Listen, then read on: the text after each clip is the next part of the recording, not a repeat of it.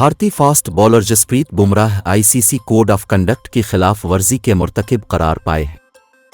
International cricket council ICC के मुताबिक जसप्रीत बुमराह ने कोड ऑफ कंडक्ट लेवल 1 के आर्टिकल 2.12 की खिलाफ वर्जी की। कोड ऑफ कंडक्ट की खिलाफ वर्जी पर जसप्रीत बुमराह को एक डीमेरिट पॉइंट दिया गया। कोड ऑफ कंडक्ट की खिलाफ वर्जी का वाकया इंग्लैंड में पहले टेस्ट के 81 ओवर में पेश आया।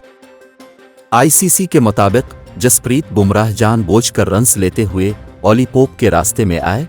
बुमराह ने ऑली पोप के साथ नामुनासिब अंदाज में टकराने की कोशिश की। जसप्रीत बुमराह ने कोड ऑफ कंडक्ट की खिलाफ वर्जी पर आईसीसी की सजा मान ली है।